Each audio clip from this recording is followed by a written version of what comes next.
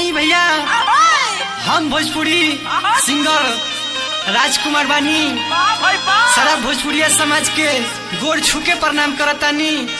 रउआ लोगन के सामने पहला एगो एल्बम गइल रहे जौना में ढेर सारा दुलार प्यार दीनी भैया हो। वैसी एगो एल्बम और जा रहल बा जौना में एगो देवर अपना भौजाई से निहोरा कहता का कहता ए भैया अपना बहिनी से शादी मोर करा दो भौजी।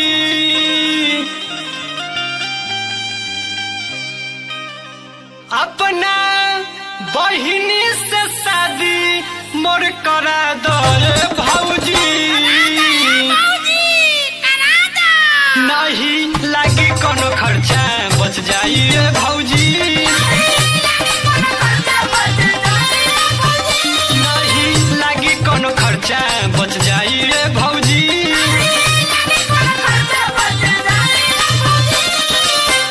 अपना बहिन से शादी मोर करा दो भौजी। अपना बहिन से शादी करा दो भौजी। नहीं लगी कोनो खर्चा बच जाइए भौजी। नहीं लगी कोनो खर्चा बच जाइए भौजी।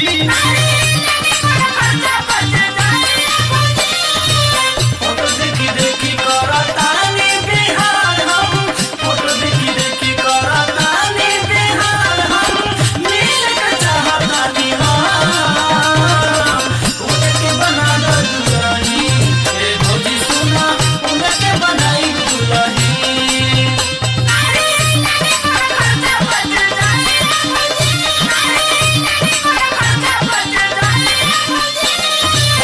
ए भैया का हो? लइके बा का कहता अपना भौजाई से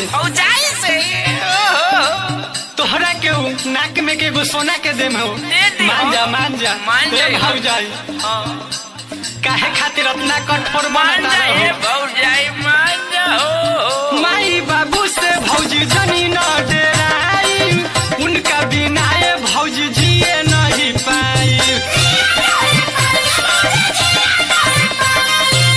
माई बाबू से भौजी जनी न डेराई उनका बिना ये भौजी जिए नहीं पाई। चाहे कोर्ट में जाके हम कॉल में भौजी। चाहे कोर्ट में जाके हम कॉल में भौजी। नहीं लगी कोनो खर्चा बच जाइए भौजी।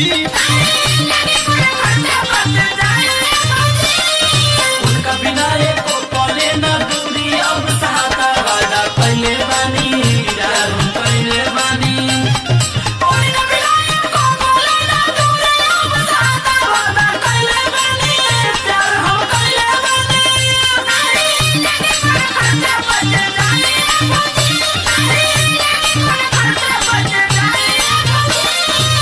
कॉले हम शादी भौजी घरे हम लाइब रखी है ना पापा तो बाहर ले जाइब। कॉले हम शादी भौजी घरे हम लाइब रखी है ना पापा तो बाहर ले जाइब। सुख दुख के साथ बिताइबे भौजी। सुख दुख के साथ बिताइबे भौजी। नहीं लागी कोनो खर्चा बच जाइए भौजी। नहीं लागी कोनो खर्चा बच जाइए भौजी। मान जाइए भौजी मान जाइए, देवर के कहल पर मान जाइए।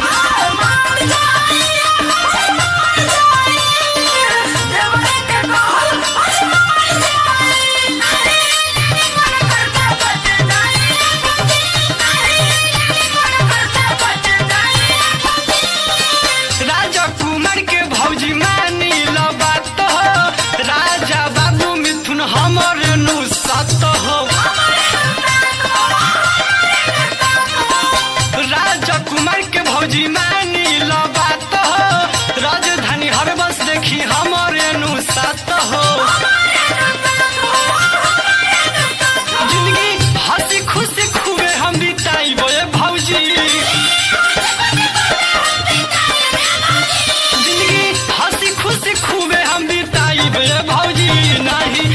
लागी कोनो खर्चा बच जाइए भौजी